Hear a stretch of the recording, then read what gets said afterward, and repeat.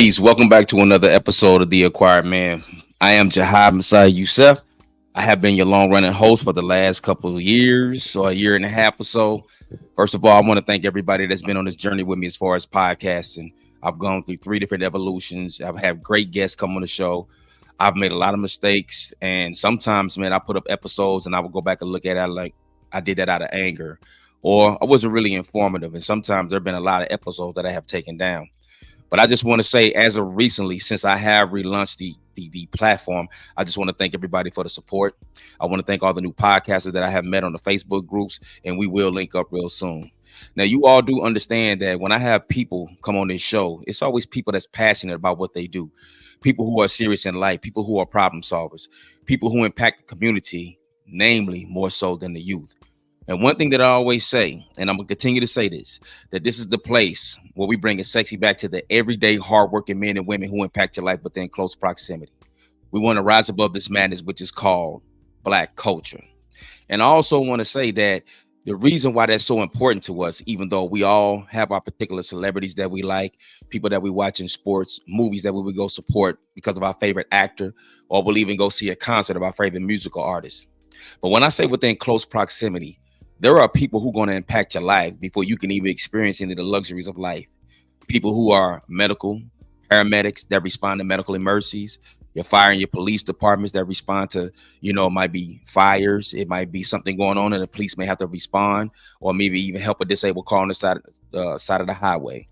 And it could be somebody as good as an attorney, your tax lady, or people who are teachers in schools that can teach you a skill, a trade, or give you information that can impact your life and put you in a whole nother area as far as the conditioning of your life. So when I say impact within close proximity, that's exactly what I'm talking about. So without further ado, let me get into the guest that I have on tonight. I first met this brother on IG. I think we was on a post, man, and I think it was related to a situation, but I think it was kind of talking about manhood, fatherhood, how to approach it, things that you could do. And the brother responded to one of my comments, and I said, you know what? Sometimes through a comment, you can feel the energy of an individual. And I'm like, this brother has a strong energy. So I began to follow the brother. We would converse from time to time. And then I seen that the brother is a very decorated gentleman. I see that he's an MMA fighter. He trains hard. He's real about what he says. Now, when I say this brother is decorated, let me tell you this. This brother is a husband. He's a father of 2 Morehouse graduates, class of 2011. He also went and got his undergrad in pre-law, his MBA from Liberty University in 2018 in political science, and also got his master's. I think, correct me if I'm not wrong, he will correct me, but I think business administration. The brother is a serial entrepreneur. He's a real estate investor.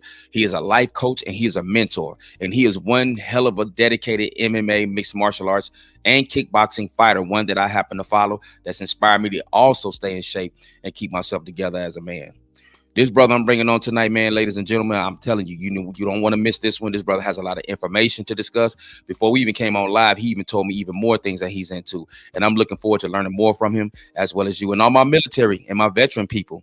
Tap in tonight, because, when we have somebody that sacrificed their life for the freedoms that we live as Americans, man, that is a person that we must respect. That is a person that we must honor. That is a person we must salute. And if you ever see somebody in a Burger King or in the gas station, they wearing an army fatigue, you pay for that food. You pay for that gas, because guess what? We enjoy a life that they go and help to provide for us to have. So, man, let me go ahead and bring my good brother on, man. What's going on, people? How you doing? Man, I'm still learning. I'm good, brother. How you doing, Coach? I'm good, man. I'm good, man. Getting comfortable. Man, I'm finally glad to get you on this show, man. And glad to be here. Glad to be here. You know what they say, man. You one of the ones, man. And I followed you initially, man. I was, seeing that you are a legit, true to life MMA fighter. And, I follow a lot of your routines, your workouts, man. Some of them things I be doing in my crib. But then I come to learn that, man, like you're a somebody, like a real somebody. That's what they keep telling me, man. That's what they keep telling me, man. It's the people that don't want to be somebody, man, out the way, man. Those are the real somebodies, man, that's really doing some major things in the community. Yeah, man. I'm trying, man. I'm just trying to enjoy life, do my thing, give back when I can. Yeah, man. So listen, let's get right into the spiel. So tell us a little bit about yourself, man, your upbringing, where you're from, and, kind of like, your early, adolescent years and your major influences as far as Black men in the community that you come up in. Got you. All right. So we start at the beginning, man. Rameik Johnson. I'm originally from Rochester, New York. I grew up down in Georgia, between Atlanta and a place called Brunswick, South Georgia, about an hour north of Jacksonville, Florida. Yeah. Moved down there, Duval. Duval, yeah. So moved down there, man. I got a large segment of my family is from Georgia, and we used to travel there a lot when I was a jet. Probably typically it was during the summer times. We would travel down from New York down to Georgia, man, and spend a month or two down there with our we used to call them our Bama cousins. You know, they Yeah. used to show us an entirely different world coming from Boy. New York in that time. We're talking early 2000s. Yes. Yeah, I know about the Bama cousins. yeah, for sure, for sure. And ended up moving down there about 2003. My grandmother got sick, and she was our matriarch of our family. She moved Mm, back to Georgia. We didn't know then, but looking back at it, she knew. You know, she was on. She just wanted to lay the rest down where she was from, down in Georgia. So we moved down there down about '03, if I'm not mistaken. And mm, I went to junior high, high school, and college all there in Atlanta. okay. Morehouse College. Yeah, so I went from more. I was at Morehouse College from '07 to 2011. Did my 4 years and got out of there. Okay. While I was at Morehouse is when I joined the military. I actually so rewinding back to my junior year in high school. Um, I was a football player, wrestler, track athlete. You know, I lettered 3 years straight in all three sports. And around junior years, around where you start putting in your applications and you're thinking about college and all those things. And I was a pretty good student. I graduated high school with a 3.6. Hmm. Education was always, not to sound arrogant, but it came pretty easy, right? Like I have one of those memories where it's easy for me to remember things and regurgitate information. Hmm. So my junior year, we started doing our all the college applications, and I got accepted. I went and visited and got accepted to Morehouse. And you know, a lot of schools down in Georgia, Georgia State, UGA, Georgia Southern, Valdosta State. A lot of schools in South Georgia were offering me full football scholarships, and Hmm. out in the Midwest, I had some full wrestling scholarships. But when I did my college tour at Morehouse, I was like, "This is where I'm going." That's what's up. So I joined the Marine Corps Reserves my junior between. I did my junior year, and I went to recruit training between my junior and senior year of high school. So I came back my senior year, and I was in the delay. They called that at the time the delayed entry program. Hmm. Um, and then also during the senior year, I applied for an officer program to be a commissioned officer in the Marine Corps, and got picked Mm. up for that. So I went to Morehouse on a full scholarship. I didn't pay for anything. My first 2 years was covered by the ROTC scholarship. And some things Okay. happened while we were at Morehouse with our the unit there, the ROTC unit, and I started looking at other options because growing up where I grew up and how I grew up, it wasn't so much even like my parents didn't have the money or anything. It wasn't even a thought. You know, I was like, if I'm going to school, I'm going to take care of it. So Right. I joined. The Coast Guard's College Student Pre-Commissioning Initiative (CSPI), and I went to again back to recruit training the end of my sophomore year before my junior year started, and then my last 2 years I was active duty in the Coast Guard, going to school full time. College Student Pre-Commissioning Initiative. Anyone out there that's parents got college age students, or you got some nieces and nephews, the U.S. Coast Guard's College Student Pre-Commissioning Initiative. It's a great program. It's a great program. Did 4 years there at Morehouse. You know, had a good time. Went to officer training for the Coast Guard after I graduated. I graduated in May of 2011, and I went to officer training in August of 2011. Graduated from there in December, and while I was there, they came in and did the screening for the Coast Guard's deployed with specialized forces. So I did Mhm. the screening, the assessment, got picked up, and my first unit was a DSF unit. That's an acronym for deployed with specialized forces. Okay. My first unit was in Staten Island, New York. So I went back to New York. I was there from the fall of 2011 through the summer of 15. And while I was there, I did the bulk of my operational career while I was stationed there in New York. Um, Yeah. so leaving there, I went to our Special Missions Training Center down in Camp Lejeune, North Carolina, from 2015 through 2018. And about leaving out of there, I came to an area command center, is what we call it in the Coast Guard, but it's a big nervous system for all operations east of the Mississippi out through the Middle East. So Wow. I did that for 3 years. Submitted my resignation to get out because my real estate started doing so great, and the wife didn't want to move. I didn't want to move the family anymore. So Right. I submitted my resignation, got out of the Coast Guard active duty in June of 22. And while I was getting out, they offered me a GS position, a federal employed position, doing Hmm. what I was doing in uniform. So I got that position, and I've been doing that ever since. So currently, and that was the summer of 20, June 22. Um, so from then up till now, man, I've been managing my real estate portfolio. Me and my wife, we have our own real estate together. Then I have a business partner. We have some real estate out in Cartagena, Colombia. Everything currently is on Airbnb, short-term rentals, Airbnb and Okay. Verbo, and and then I'm a GS12. It's a sweet gig. I work 3 days a week, three 12-hour shifts a week, all 4 days a week. I get a week off a year. I mean, excuse me, 12 weeks off a year. So I take a week off every month. And currently, I'm just training kickboxing, Brazilian Jiu Jitsu, and MMA. I've been doing that for about a year. I picked it up seriously last April. I So see, man. Like you yeah, whooping ass. yeah, man, I'm doing I my must thing, say, man. I'm man, trying. I envy you, man. Like your life is like a reflection of what most people would want it to be with the hard work, making the decisions, man. You're a wise decision maker. You're a brave decision maker because there's a lot of people that probably could have been in your position, but just chose the easier route to probably just get a job or a career, which is not ever a bad thing. But you've always challenged yourself with new challenges. I want to go back to talking about the military. Now you were in the special operations. Um, special forces operations. Take us Well, on yeah, the it's just inside special of operations. Yeah, it's just special operations. special operations. Now Hmm. take us on the inside because you was in the Marine branch of the military, correct? I was. Take us a little bit, man, for people who are kind of like green outside of military knowledge. What exactly do they execute? What is the purpose and what is their job to do?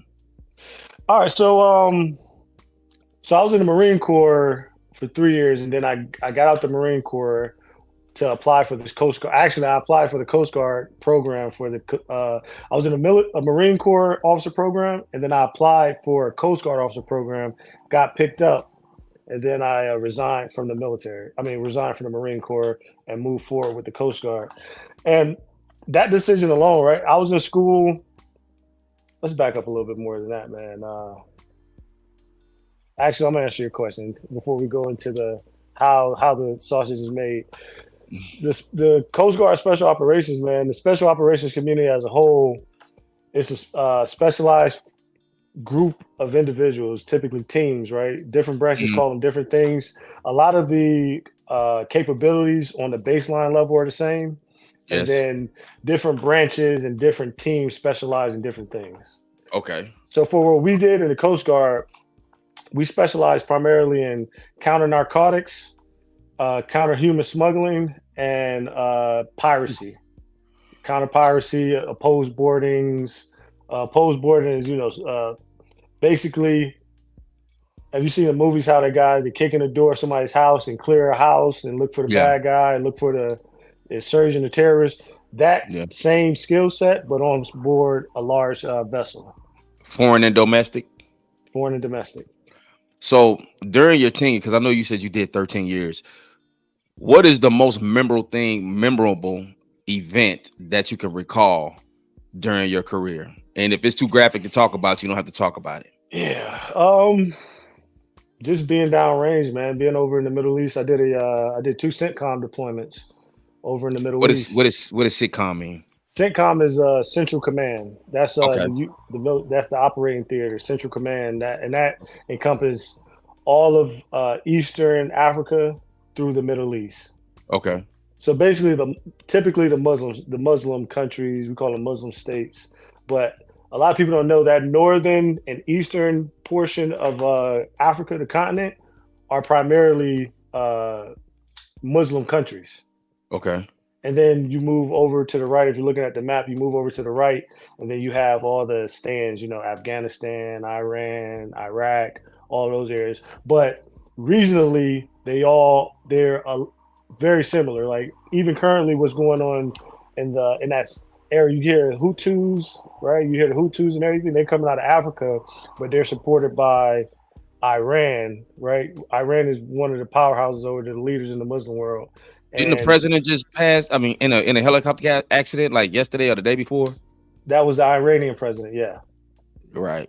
The What is Iranian what does president and the that prime mean on minister. the what does that mean for like foreign relations as far as any type of war outbreak? Is that something that we need to be concerned with? I know you're not active, but is that something that we need to be concerned with from just from your knowledge and experience of the past? I mean, to answer your question, yes, right? Because it's the president, it's the head of a state, right? And we went to World War One and Two, jumped off with the assassination of the head of state, or the Archduke in one scenario, and then the head of state in another scenario. So typically, those type of occurrences could lead to major conflict. I was watching it closely because it's the president of Iran, right? And watching it closely with a keen ear to whether or not they believe it was foul play involved. At this time, it hasn't been determined that it was any foul play, but Israel's Mossad, which is their version of the CIA, they're very keen on assassination. So if anything would have came out where they would have thought it was foul play or something, it could have turned up the heat a little bit. But at this time, as of yesterday, there's no indication that the helicopter crashing was due to foul play. At one point, during that part of your career in the military, was there ever a moment or a situation where you felt like your life was on the line, or you questioned that if you would make it out alive? All the time, man. That's what we do, man. It was a high risk type of profession. So you heard the saying, "You live by the sword, you die by the sword." Mm-hmm. My first day of training, to even be qualified to carry a gun on the teams, that was the first thing they told us: you live by the sword, you die by the sword. So it was a very sobering moment. I remember it like it was yesterday because I was thinking going into training, like I'm gonna be doing all this cool stuff, toting guns and kicking doors, never even considering like that is once we get down range, bullets go both ways. So it was a lot. So There's a lot of those occurrences, man. But in the moment, you train for it so routinely and the repetitions that it comes second nature. You really don't have time to think. It's actually when you're locked in that arena, you're not thinking so much of like your emotions. You're responding almost purely off of instinct and reverting back to your training. For hopefully your training's been robust enough to where you've been in a lot of different situations. Your team has clear-cut guidance on what you do in these scenarios, and you follow through with it. That's what's up. Well, mental health in men alone, not just black men, has been a big topic and a big issue. So when you pretty much was retiring and coming down from your military career, did you get a lot of counseling? And and if you did, how often and how long did it last? Or do you still get it to this day? I still get it to this day, man. It was had to get introspective. Like one of the big issues I see with a lot of people are they're not real with themselves. They're not keeping it. They can't self-evaluate and look at themselves through an objective lens, peeling back the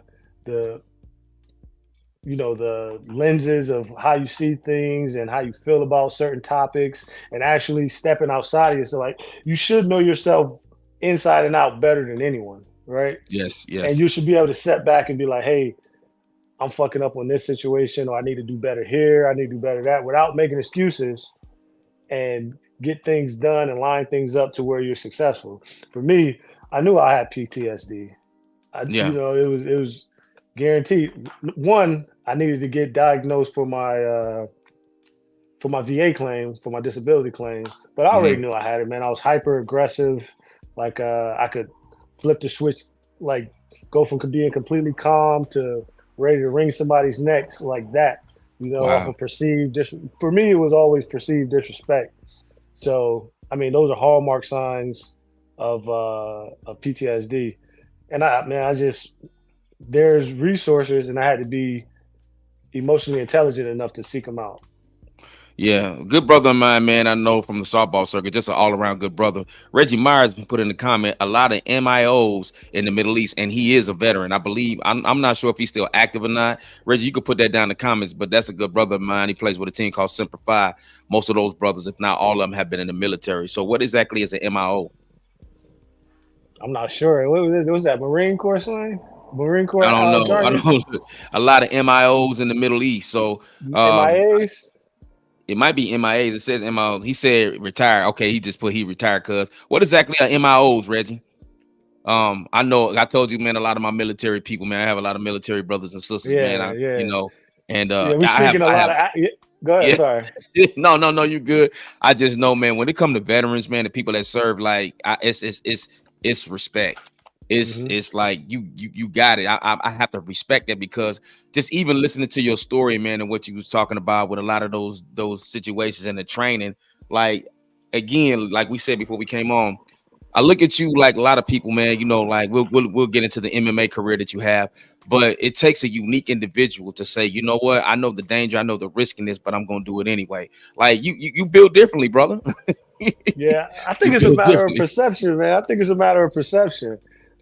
Yeah.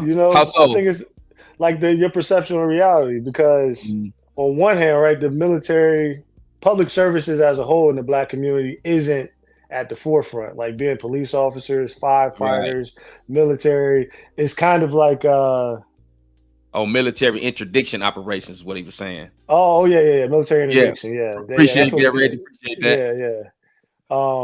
We come back to that military interdiction operations, but Yeah. it's all your perception, man. It's your outlook on life, Mm, and when I joined the military, it was, it, I want to say it wasn't so much out of necessity as much as I seen it as a means to an end.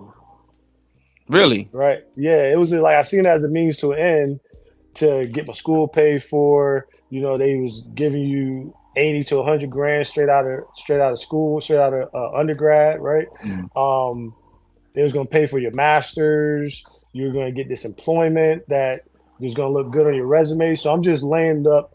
You remember the decision making model back in the day? I don't think they teach it anymore. The decision making model. They taught it back. They taught it to us when I was in school. But you weigh the pros and cons of the mm, decision, right? mm. And the pros, I had all these professional growth and personal growth options and get school paid for, all these things. And then the cons were, discomfort, being in the military, submitting to someone's authority, all these things.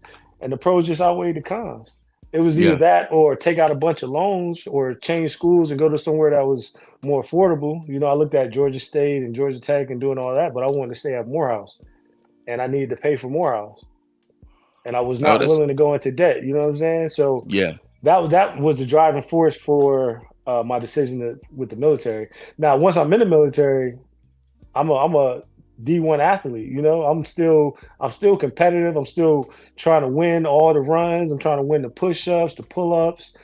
So when this special operations opportunity came up, all the guys that look like me, all the physically gifted guys, the guys that work out, they were all number one. They had already been talking about it, talking about how much fun it was, and it was right up my alley being a part of a team. I kind of correlated to all the sports teams that I had been on growing up, and that's what all the tough guys were doing in my Hmm. OCS class. So I was like, look, I'm gonna try out too. Like I want to be the best at everything I do, and I That's went what's up. out and did the selection and assessment, got picked up. When I got to the teams, it was the same thing. Well, even before I got to the teams, when I got to all the pipeline training that was required, I'm trying to be Yeah. the best at everything. I'm trying to be the best shot. I'm trying to be the best on the obstacle course. I'm trying to be the best looking in uniform, the best in Yeah. mission planning, everything. It's something about the military guys, because man, a buddy of mine, him and his lady friend. They go to military worlds. And man, as long as I've been playing softball, I've never been to military worlds. Reggie can talk Mhm. about that. But they say, man, that's something altogether totally different, man. Military people just different. Yeah. You got to understand, man, you competing against people that didn't seen bombs, they didn't seen blood, gore, they didn't seen the worst of the worst, man. And then, they come back in a more civilian atmosphere. It's like, man, you're nothing to them. You know what I'm saying? As far as like sensories and stuff like that, or anything that could like really shock and impact them, man. So I just want to say shout out to all my military people, brother. I thank you for your services, and I'm Oh, glad no you're problem. a For healthy, sure. thriving individual, man, and continue to get your counseling, man. You know what I mean? Please continue to do that because you are very critical and important. So let's get into the Yeah. education aspect of it, man. Um, Now I didn't know, man, that you actually went to school for pre-law and political science. What was the interest? What drove the interest to want to go get more further education about that? The plan was to be a lawyer. Hmm. I'll probably still go back to law school in a few years. I'm chasing the fire thing right now. I'm Hmm. 35, man. I got time to do. I want to do everything, man. I want to do everything that I dream of or think about. You know what I'm saying? Right, right. And then but to answer your question, they said what you want to be when you grow up. I was wanted to be a lawyer. You know what I'm saying? So when I got to Morehouse, the law track goes through political science. So political science is the major, and then you can minor in writing, critical thinking, pre-law, those type things. So Hmm. that's what I majored in, political science with a concentration in pre-law. Uh, Well, my why do you plan want to? was so go ahead, sorry. Oh no, go ahead, go ahead, go ahead. Oh, the ultimate goal was to be a politician. Hmm. Yep, I Oh, wanted to go do my time as a lawyer, get those credentials, and then run for office. yeah, man, that's unique. What political party would you be affiliated with? Man, back then, Democrat. I went to a liberal arts school, man, HBCU. They were pumping those ideas hard, man. Now, Yeah, not so much, man. Not yeah. so much. Yeah, I Well, want. that's understood and respected.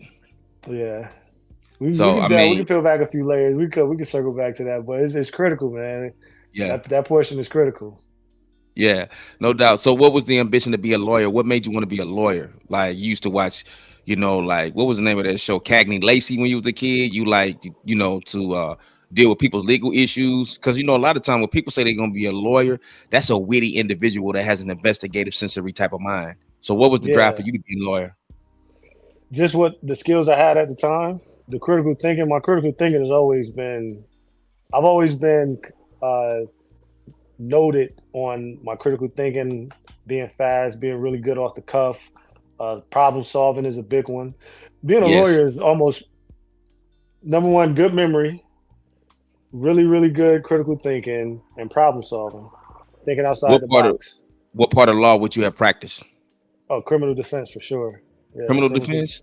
Yeah. That's what's up. That's what's up. And I also understand that you also have education. You went and got your master's. Now, correct me. Is it business administration? You can correct me if Yep. I'm wrong. Yep. I got my MBA from Liberty University, Master's of Business Administration. Well, That's what laid the like bug for my entrepreneur journey. yeah. Well, I know Malik Willis went to Liberty. Shout out to Malik Willis. Hmm. Willis, that kid broke the city of Loganville, Grayson's heart one night Yeah. on that Hail Mary. So when I hear Liberty, I think of Yeah. Malik Willis. Yeah. Yeah. He should have been a star quarterback for the Titans, man.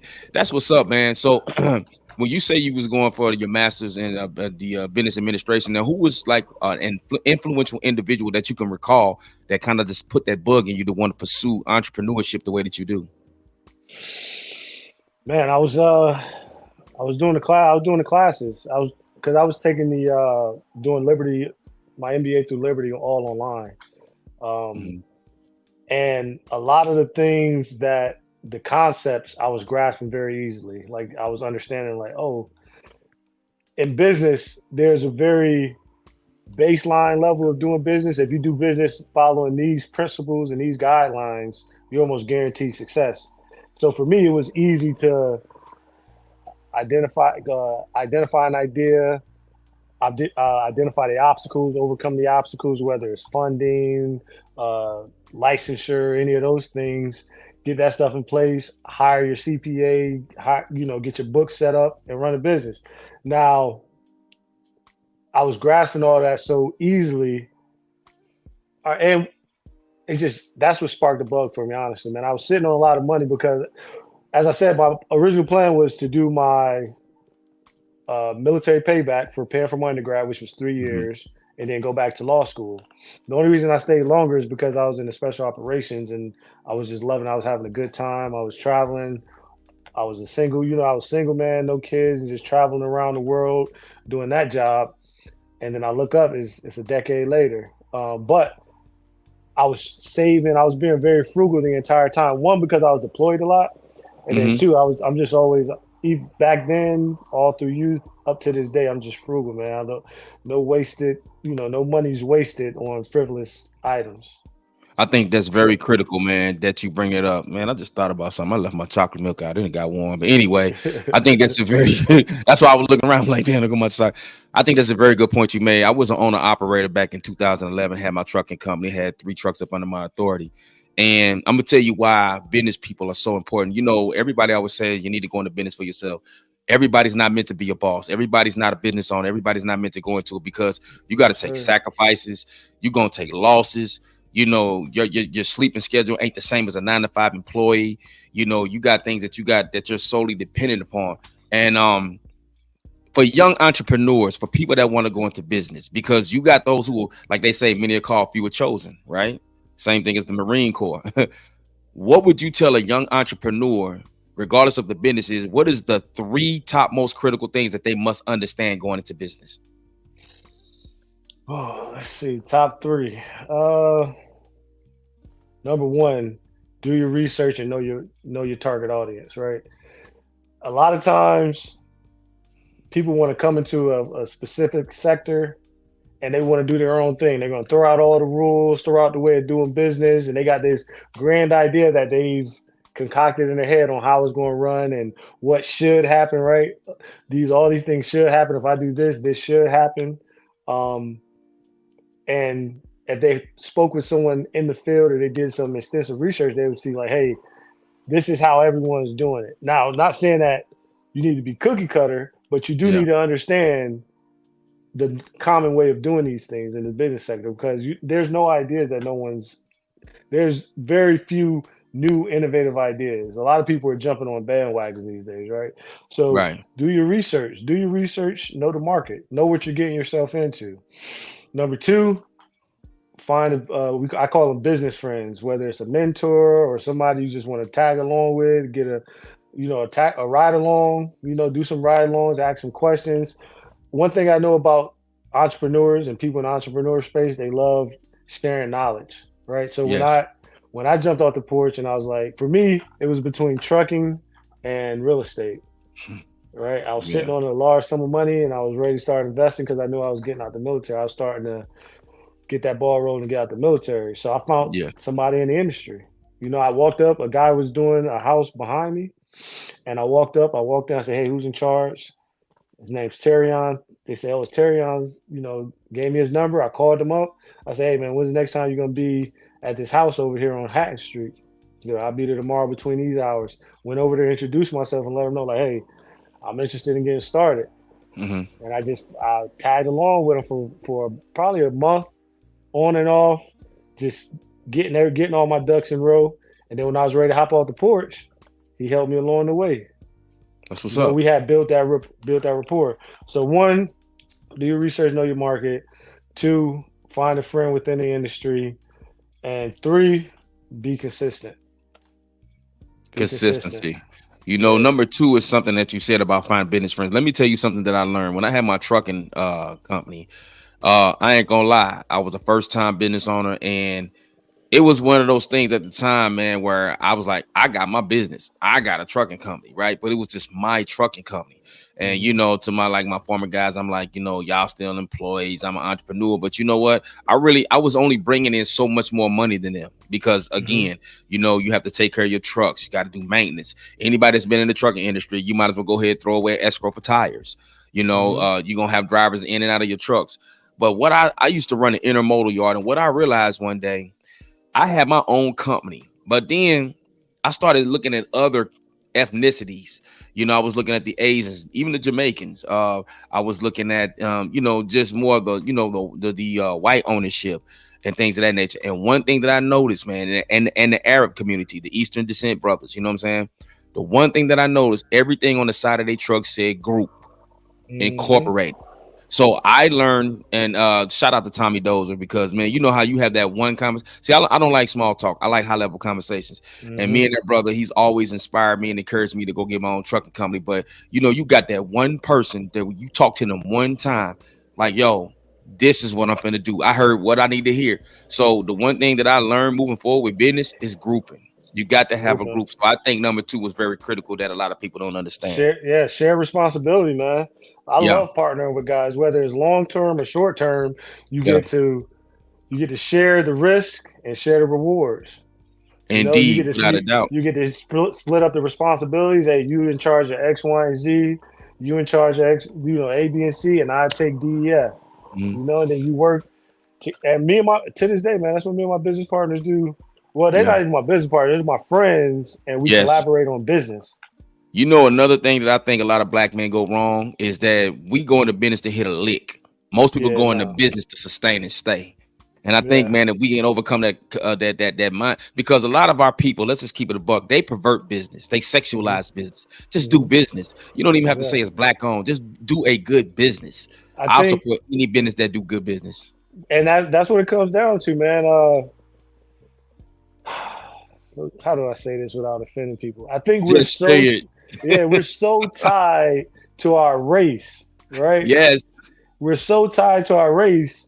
Yes, and sir. I mean, I suffer from it too, man. I feel, you do something, you feel like, oh, this guy's he's embarrassing black men as a whole. Yeah. You know, and then I got to represent when I go in places, and I'm the only black person. I got to, put on the best show and put on the best showing of myself. And then as I got older, man, and started meeting, especially the military, man. Honestly, when I got into the military and actually was active duty and doing all the things, man, that stuff is so minor. It's about who's in your corner, who has your back, who has your best interests in mind and in their heart. Indeed. Regardless of race. And there's nothing I can do. There's nothing I can change. And there's no heights that I can go to that's going to rewrite my history. Yes. I'm always going to be a kid from the neighborhood that grew up with a single mom, with 5 kids, with 5 boys from different dads. I'm always going to be a black man. Ain't nothing I can do to change any of that. So why should that be the front? Why everything I got to do is the black man doing this, black man doing that? Like, I'm a man that's black, right? I don't agree with everything black people do or say, and just because you're black, I'm going to support you. Like, no, like, I call it the black tax, man. You go to a lot of black spots and things are marked up. You're like, man, what? Like, I want to support you, but is this business on par with this black tax? You charge me a markup price and the service is lacking. That's deep. Or you ain't clean that grease in the back, man. Like, now you call it the black tax, because it's a new spot that a lot of people been hitting up here in Atlanta, and it's multiple ones. And it's like, when you go here, like, y'all charge for this and the gratuity, and for me to listen to a live band, I just so happen to come here. I don't even care about this live band. Right. It's just crazy. But I always say, man, I'm never attached to color. I'm attached to the result. Yes, and sir. I think the reason why we're like that, because we're raised like that, because, we grow up, we understand racism, white supremacy as a system.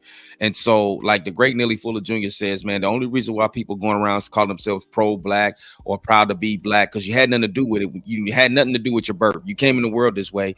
It's only just a response to racism, white supremacy, to give you a materialization in the face. But in the grand scheme of thing, it does not solve problems. It does not make us progressive. And I think that, some people get it, some people don't. If you disagree with it, people gonna call you the coon or you Uncle Tom. Hey, I'll be all and every bit of that, but I'm a problem solver. Yes, so let's get into the MMA, man. Let's get into it. Man, I see how you train relentlessly. You take it so seriously, man. You step in that ring like you about business. What is the number one thing? What is the number one component that you embody that you believe makes you successful? Oh man, I've always been a fighter, man. Like, it's always been like, I've always been a fighter. Like, I enjoy fighting as a kid. I enjoy horseplay. I mean, I was a football and wrestler. Like, I've always enjoyed it, and I wanted to do, I started watching it more and more because football started getting watered down and basketball started getting watered down. So I'm watching it less, and I'm watching boxing and Muay Thai and MMA Mhm. more. And then I'm like, when I got out of the service back in 2022, I had this large, like the military took up so much of my time, right? Like Mhm. everything revolved around the military. Even my family, my home life revolved around the military because the military was my career. Mhm. So once that was over and done with, and I got my businesses running on autopilot. I retired my wife. My wife's helping me run the businesses. Now I got all this free time, because I'm only working 3 days a week. I take a week Right. off every month. So it's like found myself spending my screen time shot up. I was doing a lot of online shopping, and I started, hitting a lot of happy hours, going, starting to regress in those areas. Yeah, And I was man. like, I started looking for something to fill that, just to feel that like a hobby. And so I was watching this YouTube video with this neuroscientist, Huberman, and he had David Goggins on it. You know David Goggins? Yeah, you can't Yeah, hurt me, I believe. Mhm. yeah. And he studied him. He put him through this battery of neurology tests and all these things. And he concluded that David Goggins was in complete control of his emotions, his fears, like his responses, his bodily functions, and he attributed that to him putting himself through strenuous physical activity and conquering that stuff. Yeah. So with that, I was like, all right, I got to find me a hobby. I was going to get it straight into jujitsu, get back into competitive wrestling, and which I did. I went and tried all that stuff out, and then I did a Groupon for a MMA slash kickboxing class, and I took it, and it was 10 classes for like $20, and I went Damn, to yeah that's the hell of a discount. by the third one I was hooked, man. I was hooked. Really? Yeah, I was hooked with the competitive side of it, but also being a fighter, you do a lot of the stuff on your own, Yes. right? Like Yes. you have team training, but a lot of the stuff you do on your own. Yes. And for me, it was easy for me to plug in my running, do my road work here, do my weightlifting here, do my heavy bag work here, and I was just taking those hour and a half blocks and fitting them in my schedule. And then, like within the first 3 months, I was already getting up there as far as my technique and skills. I mean, I started training in April, and I did my first tournament in September of the last year. Mhm. So I started. Then I was like, I had more time. Well, I had the money. Number one, that was a big component of it. Having the funds to have different a wrestling coach, a striking coach, a jiu-jitsu coach, having multiple memberships at these different gyms. So for me, it was a little more tailor made for me because I had the funds to do it. Like I don't understand everyone can't do it this way, but even then, everything that I pay comes out about $400 a month. But I just started climbing, man. I was climbing skill wise, and I was competing, and I was smoking guys, and I started Yeah. getting. I hired a social media marketer to help me rebrand my social media, and then my followers shot up on there, and that was a Yes. whole I see nother. that. Yeah, that Man was a got whole that blue nother check. situation there. Yeah. So Man, how do you find the balance? Because man, shout out to my cousin Lavelle Anderson, man. Like my cousin is like one of the most fight purists ever. Like this dude got VHS tapes, all VH. We used to, this man would just watch boxing. He would yeah. never leave the house. If he had all his bills paid, he would box them. He's just a fight purist. But how do you find the balance? Because I know one time, man, maybe 15, 17 years ago, I started training knuckle up here in Atlanta, Georgia, with a trainer named Amir. And Amir is a killer. But it drew, man, I had nothing when I left that gym. So Mhm. I know you have a family, you're a father, a husband, you have businesses. How do you find the balance, man, to continue on with your MMA career? It starts with my wife, right? I got an old school traditional stay at home wife. So on the family side, right? My family is the most important thing to me. My wife and my kids. So my wife takes care of home. She takes care of keeping the house together. She runs the house. She feeds me. We got a calendar downstairs in the kitchen. She put everything on the calendar, all the dates. You know, even with all doing all that stuff, I'm not missing any school recitals. I'm not missing any of the important stuff, and that's thanks to my wife. So Mm, on the family front, my wife is, piloting that thing. She's telling me where I need to be, what I need to buy for this and for that, and I just listen to her and get it done.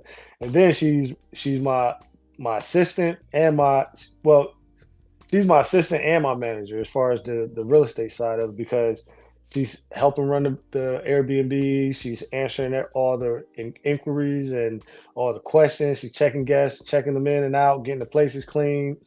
Um, and for her, all of that is only a few times a week, right? So she's maybe spending 20 hours a week or so doing that, but she's at mm-hmm. home every day. So she can raise the boys, she can get them off to school, get them home, fresh cooked food every day. Like, man, my wife, picking your partner, picking wisely, choosing wisely on that front is extremely important, man. She's not bringing any nonsense into the life, where you go. And my boys train. So Yeah. it's a Oh, family really? event. Yeah, my boys train, so it's a That's family what's event. up. That's what's up, Yeah. man. Um, so as in your career thus far, Did I answer the question? I don't know. I got the you answer, rambling you there. know, you answer the Okay. question. Hey, this your show. Say what, hey man, Okay, I you know what got they you. say, talk your shit. Yeah, for Um, sure. so far in your career with as many fights and bouts that you had, I know you gained a lot of knowledge and a lot of experience. Who is that one opponent that was just like you couldn't? This dude was hard to beat.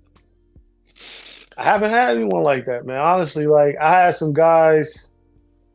So I'm 5'11" and a half, 5'11" and a half. I rounded up to 6 foot, but I fight at 185. So every now and then I get these six I, four, 6'5" guys, I man. That's a seen him. hard, yeah, it's a hard one to puzzle to solve, especially if they're skilled.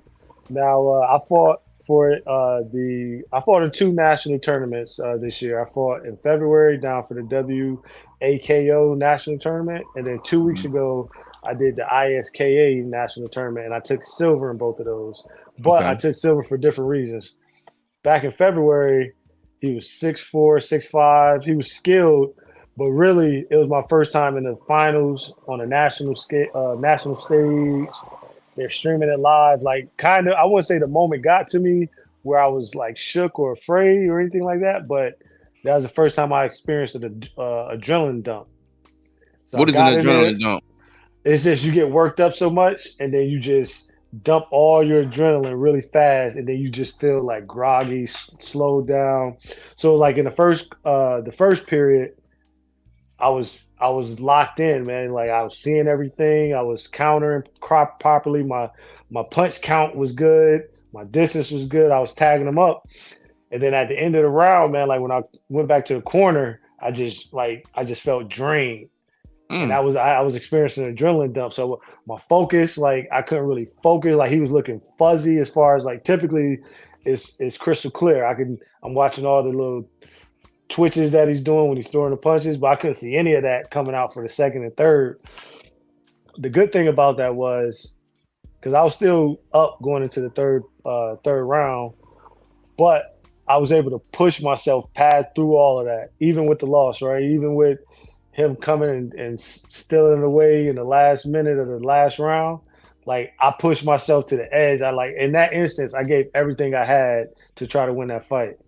So even in losing, I gained a lot of experience as far as adversity. Even though it wasn't so much him, it was me. And not to take anything from him, man. His name Marquez Cox. He's a solid fighter, but it's not like he overwhelmed me or mm-hmm. I was, it wasn't anything like that. It was something that I experienced within. And then this past week, or 2 weeks ago in Delaware, I fought in another national tournament, the International Sport Kickboxing Association's national Okay. tournament, and I just didn't warm up properly, man. I was Mm, cornering one of my teammates, and they switched the bout count. It was supposed to be 4 fights between his fight and my fight, and then they put me right after him.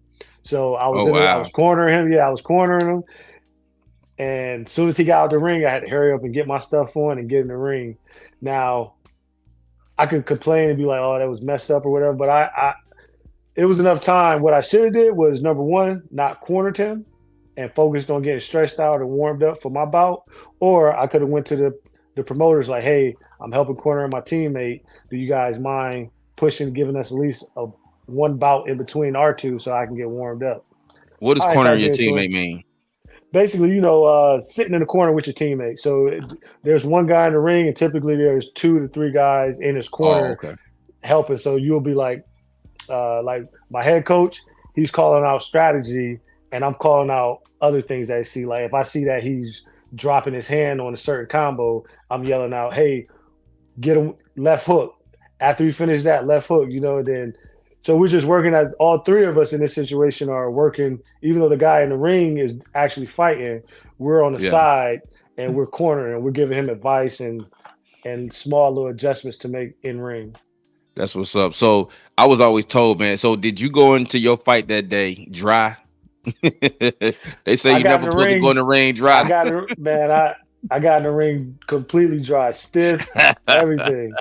It be And like that again, learning sometimes. experience, man. Like I'll never do that again. Like either I should have That's what's not up. cornered them and focused on getting warmed up, or I should have asked for that time so that I can get warmed up.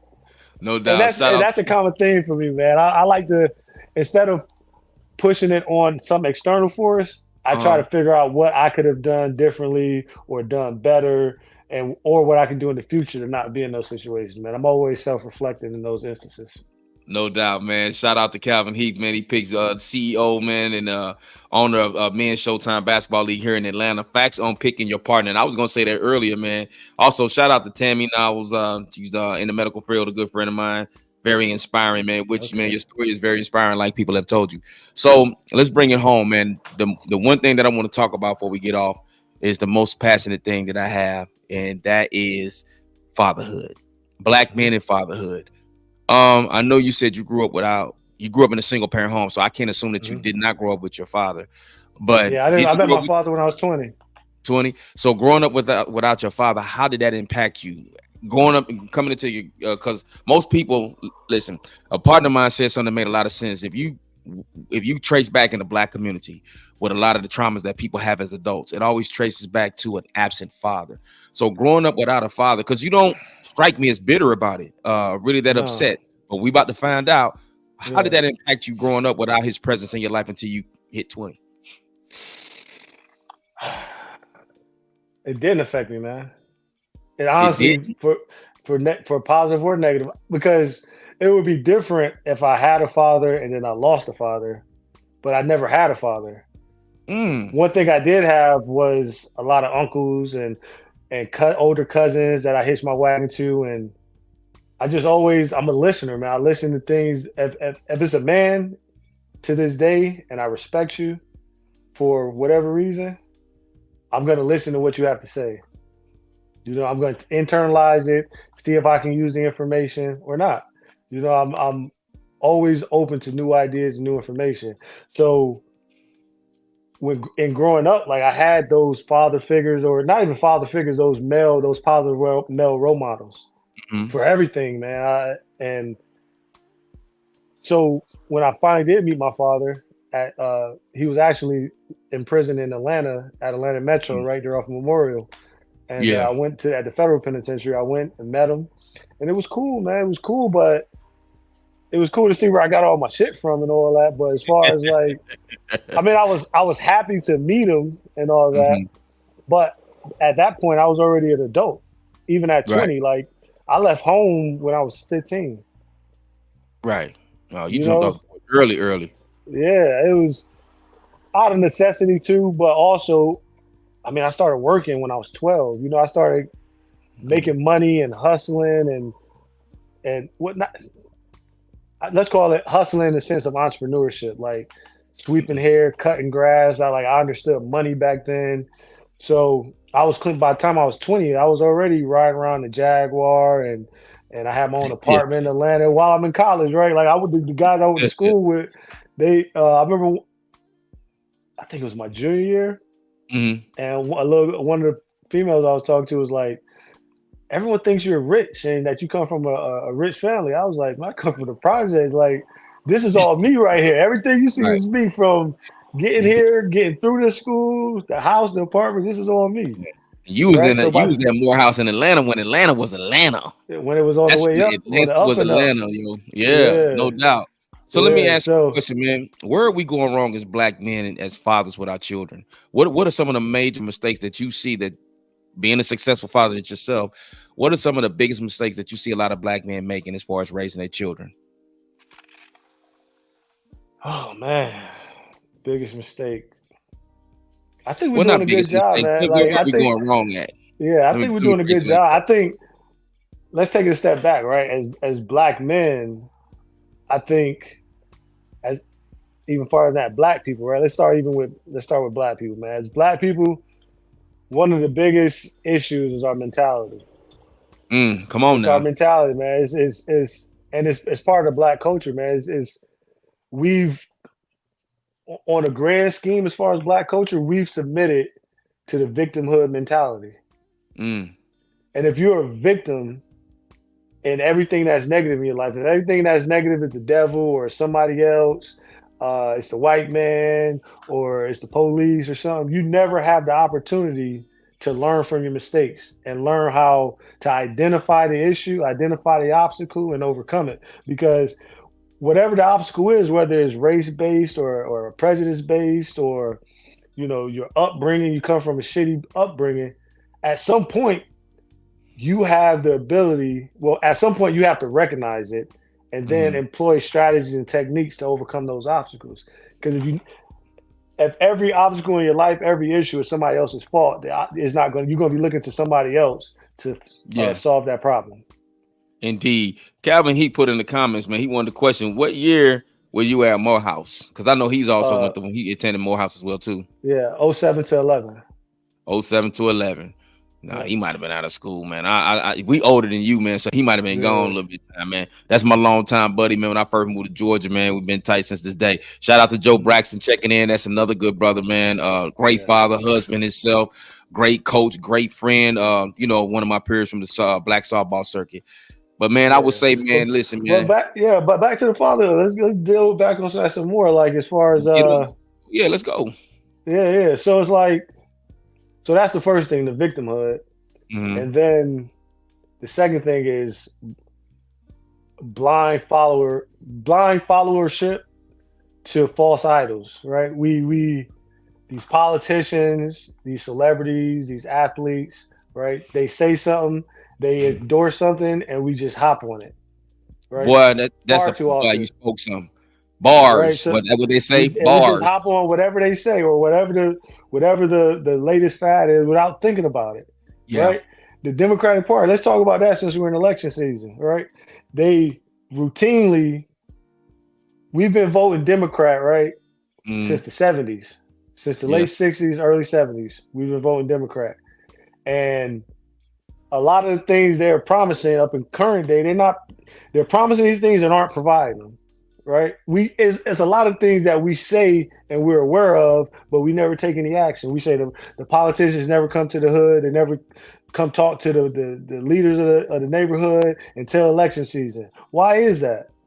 We allow them to. We keep voting for them. They're doing, well, we're going to do this, we're going to do that, all these things. You don't accomplish any of those things, and then you turn around and do this stuff for these other groups when you promised us these things for our votes. But how many times are you going to not deliver on your promises and still expect our vote? Or actually, how many times you're not going to deliver on your promises and we're still going to endorse you and give you our votes? Hmm. And the only thing they run on is, oh, well, this person is racist. If you vote for the other side, you're not even black no more. Actually, Hmm. if you a black man with a "Make America Great Again" hat, not that I'm aware of the shit, but now you're not even black no more. So now this black identity is tied to my political affiliation and my whole family. And if I come out Republican to my black family, now that no one wants to talk to me, everybody mad. How can you be a Republican and all this crazy? We as a whole group, need to be independents to begin with, right? We need to make these politicians work for our votes. We know Hmm. that the black vote is the swing vote. Yeah. We know the power of the black vote.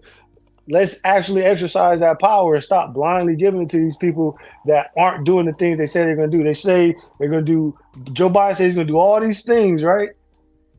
And then they're not delivering on them. He say all the student debt is being paid back. I don't know anybody And all my friends and spouses, my friends' spouses are college graduates. Where's this college debt forgiven? Mm-hmm. But you can turn around and give all these immigrants all this money, and they can skip the line, and they get housing and medical insurance and debit cards and WIC. But where was all that money to take care of the neighborhood? You know All the money what, you said you man? didn't have, man. You know That what I'm immigrant saying? situation about to get ugly. It's about Yeah. to get ugly, and I'm feeling the effects of it. It's about to get ugly. You know what? There was a candidate, man, a couple of years ago. I think the first term election, man, between Biden and Trump. But there was a candidate named Andrew Yang. Do you remember him? I remember. Yeah, he was a great Democratic candidate. I think, yeah, he was Democratic, but I think what Hmm. Andrew Yang had on the table was a game changer, and he didn't even get Hmm. elected as the Hmm. candidate for the Democratic Party. Andrew Right. Yang probably went. He would have been one of the most polarizing Democratic candidates ever had he got elected to be at least be the Democratic candidate. But because he's an Asian, and because some of his ideas were radical, but they made sense for the people. Man, he was nowhere even close to scratching the surface. And when I bring up Hmm. Andrew Yang, a lot of people never even heard him. They didn't even know about him. Hmm. But I do remember he was on the Breakfast Club, and I would not forget that interview he did. I was captivated. But like I said before we went on, man, and shout out to Will Beatty, man. That's another good brother of mine that I follow on Facebook, man. Very deep with politics. I used to be one of those guys, be like, for a long time, voting don't do nothing. I don't get nothing for my vote. I ain't voting. What we voting for? But then when I really began to rethink this, mainly because of what I listened to by I'm heavily influenced by Neely Fuller Jr., man. It's like the Hmm. greatest genius ever to me, and the late brilliant great Dr. Francis Cress Welsing. But it's like what I said before we came on. Amos Wilson always said it's not about black people voting. Black people don't know how to vote. And like you Hmm. said, we don't ask them for nothing for our vote. And I think that the second dilemma to that is, how do you find a non-compromising candidate? How does that happen? Excuse me. I don't know why when I go live, all of a sudden I got indigestion. But how do we go about electing a non-compromising candidate that's going to actually follow through with their word? You got to start by removing the vote, right? We've been voting 90% Democrat for, like I said, the better part of 50 years. So we need to pull that vote and take it over here, and let's see what they do with it. Number one, let's see what the other side does with it. If they're gonna keep their word, and it shows both sides. We give the one side the opportunity to, yeah, I come back now. You give one side the opportunity to make good on their word. If they say they're gonna do X, Y, Z, X, Y, and Z, you give an opportunity to make good on that, and then you show the other side like, hey, we aren't just blindly voting for you no more. And Yeah, the thing is, their tactics on the left are all scare tactics. They aren't yeah, coming with no substance. yeah. They're just coming with, hey, I mean, Joe Biden told Charlemagne, well, he told Black America on interview with Charlemagne, if you don't Oh, vote me, Democrat, you ain't black. you ain't black. Out of his, you know what I'm saying? Like, Right. Or I how know we he said old and Bill Clinton was senile the and first all, black. but He was the he first black said president what because he he smoked weed said. and played a saxophone. Come on, man. He said what he said. He said, you let this old wrinkly white man tell you you're not black if you don't vote for him. It worked. Craziness, man. Joe Biden falling asleep during his But you own. take those same words and you put it in a Republican's mouth, perception, man, right? Because you Yeah, perceive that everybody on that side is racist. Like, but yeah. the statement in itself is a fucked up statement. I got a question coming in for you, man.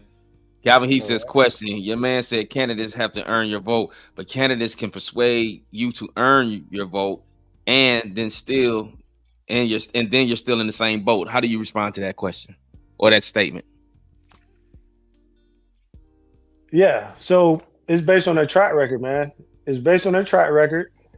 If they're coming up, if they've been, so here's the thing about the politicians in today's age. Number one, politicians were never meant, from the creation of our country, politicians were never meant to be a career profession, right? Hmm. It was a civic duty that you did as a senator or a representative or any of those things. You were a farmer, you were a blacksmith, you were a shop owner, and then when Congress is in session, when the government was in session, laying out legislations to positively affect the union and all those things, they came from their profession, from all walks of life, got in the group, hashed it all out, and when they were done, they went back. In today's age, these guys, Joe Biden's been in politics, national politics, for 50 years, man. You know, a lot of Yeah. these politicians have been around for a long time. So when they come up, you can look at their track record and see what if they're a lying piece of shit. If they follow through what they're gonna say they follow through. Indeed, You man. know? Like Indeed. I get it what he's saying, right? But he's saying like they lie on both sides. That's been a common rebuttal to that line of thinking as far as like, hey, let's go to the other side, see what they offer. And they say, well, but they both sides lie, which may or may not be true, right? One may lie more than the other. We can't, there's no way, that's an intangible. But what we do know is the guys that we rolling with are lying facetiously, repeatedly, right? They're not doing anything they say they're going to do. And they're playing off our emotions, man. Like the weather's breaking, the police brutality stuff has been the kick up, the Yeah. black versus Yeah. white. And we all know it's coming. We know the race relations are from the kick up, Yeah. you know, and we're all aware of these things, and we still are playing part of this dog and pony show. They're gonna stoke the black, they're gonna stoke fear, and they're gonna say they're gonna take your rights away. Come on, man. It's 2024. You think Shout out to this? Erica Hines. She checking in. My man Yep. asked a question, man. So let me go to Joe Braxton's questions first. He said, good brother, do you still see politics in your future? Not right now, man. It's something a lot of my classmates and my friends have been pushing it. But for me right now, it's more the cons outweigh the pros in the sense that we have this reoccurring thing where we build these people into heroes, we build them up, and then, and I'm not saying we as the black coach, I'm saying we as Americans, we build these people up into these heroes and these role models, and then we tear them down, and we turn the page and we tear them down. And right now, I'm just not interested in risking that. Right, my life is good financially. We're good. I'm helping people out. I'm helping people that want to be helped, and my exposure is low. It's a selfish answer, man. I haven't had the calling yet. I I haven't had the understand calling that. yet. I understand that, man. Man, listen, man. You got to keep me posted, man. You know, especially when you fight in Atlanta and whenever you got other fights abroad, man. I support you, man. You know, you inspire me, man. You ripped up, man. So you're doing something right, man. What exactly is before we get out of here, what exactly is your exercise regime, man? Because I'll be back and forth, like, man, I'll lift weights every day for 6 months and then won't lift Mm-hmm. weights again for 6 years. And then what I've been doing lately, and I feel the benefits of it, I actually started eating according to my blood type when I went to go see the vitamin lady. Shout out to her Mm-hmm. down on Arbor Street here in Atlanta. Because I haven't had chicken, bananas, mushrooms, or oranges or orange juice in almost 6 months now. Mm-hmm. Straight cold turkey. So I've just been eating like a lot of fruit and salad every day. What exactly is your regime, man, to where you got your body looking the way that it does? Man, I did. So when I was, I've been working out my entire life. So a lot Mhm. of like the muscle and things are from years and years of heavy lifting and bodybuilding and all that. But currently, what I do is I do fighter based workouts. So the good thing about fighting it, the pros they're giving away all these nuggets on how to get in fight shape as far as your cardio, Mhm. what type of strength training you need to be doing, what type of plyometrics you need to be doing. You know, they're giving away all the sauce, man. So I just pick nuggets from here and there. But currently, I mean, before I started fighting, I was walking around 230, 235. And Mhm. now I walk around like 195, maybe 200 on my heaviest. So, and I Man, fight, what did and you do to yeah, shred it? Because I'm 245 and I can't get rid of it. I man, feel it when I'm playing ball, my knees. you gotta get active. All that stuff is gonna clear up, man. Just I Your was talking knees, to your Stack. lower back, your shoulders. It's all Yes, that extra weight. So yeah, you got. So what? How tall are you? 5'9". Some people gonna, hey man, don't y'all say 5'4" in the comments. We gonna fight. We gonna Yeah. fight. So I'm you're I'm five one of them nine. stocky dudes, man. Yeah. Yeah, yeah. So you know what BMI is, right? Body mass index is based on. So Yeah, a lot body of it is mass index. physiology too, but you should be around like on the heavy side, 185 ish. You know what I'm saying? And it How do I sounds get to great. that? You got to get active, man. If you're playing ball, right? You ball. I hoop 4 days a week. Sometimes, I coach as well too. Yeah. And then, my job, man, but I was just told by Shaq Gervin, dope female trainer, shout out to her, that at my age, because I'm always asking, one person told me as you get older, it's good to lift weights. All right. As an older man. Then I was told like, that ain't necessarily it. It's blood flow. It's cardio. So I just got to start doing more cardio, more walking on the treadmill, more getting in the sauna. Nah, what I would say is because you coaching basketball, right? I coach youth fast pitch softball. Oh, but softball, okay. I play basketball. You know what I'm saying? Okay, yeah. So even though I don't be getting back on defense, I just give me the ball, get out the way. If you play basketball, right, you should be doing basketball workouts. That would be the easiest bet. If you did basketball workout. Nah, seriously. The running that basketball players do, right? Yeah. And I'm not even sure. I just know that basketball is one of the major sports next to football. Yeah. They got the cardio that you should be doing for basketball, the type of lifting you should be doing, and the pros are going to give it to you. See, look, man, we got somebody clowning in the comments. All right, Eric, keep on playing now. Keep on playing, dog. You know what I'm saying? I'm 5'9", I'm just stocky, dog. Yeah, it's all good. That's what I would do, though, man. I would do the shooting drills, whatever the latest and greatest that they're doing in the pros or the guys that are trying to get to the pros. You start doing it. And number one, first off, you're going to get in shape and all that good stuff. But your basketball game is going to elevate because you're doing exercise and cardio that's directly translate into an activity that you're doing. That's what's up, man. Well, man, listen. Hey, I enjoyed this interview. I got to have you back on again, man. For sure, I'm going to be doing a panel real soon, man, with brothers that I highly respect, and we're going to be talking about different issues. We also going to have a major show coming up real soon. That's going to be live on set, and I'll let you know, man. But I'm calling all the great minds, all the good brothers out, because, man, let's keep it real, man. Black man, we phenomenal. We the greatest thing walking the earth, man. And like my brother Will Stovall used to always tell me, man, don't nobody go through the things that a black man does. I appreciate you for coming on tonight, man. Oh, man, it was a pleasure. Yeah, it was a pleasure. I'm available, man. I put it in the schedule. I just put it in the schedule. I'm always, man, encourage you to come back, man, and always come check out the show, man, be a guest. And, man, I just thank you, man, for everything that you've done. Also, man, I want to give a shout out to everybody that dropped in tonight, that dropped some comments in, people that came by to support. Always like, share, subscribe, you know what I'm saying, and put the word out, tell a problem solver to tell a problem solver. I'm going to give you the last word, brother. I'm going to give you the last word to tell to the good people before we get out of here. Last word. Let's see here. Know yourself. Know yourself objectively. Know your strengths, your weaknesses. Lean on your strengths and work on those weaknesses. And on that note, man. Yep. Oh, I'm sorry. No, I was going to say, be true to yourself, man. You can't be honest with yourself. When you do that, you take responsibility for your life. You take responsibility for your shortcomings, as well as your pros, all the stuff you do well. Once you take control of that, you'll be taking control of your life. And as always, man, we appreciate y'all for dropping in. Until next time, peace.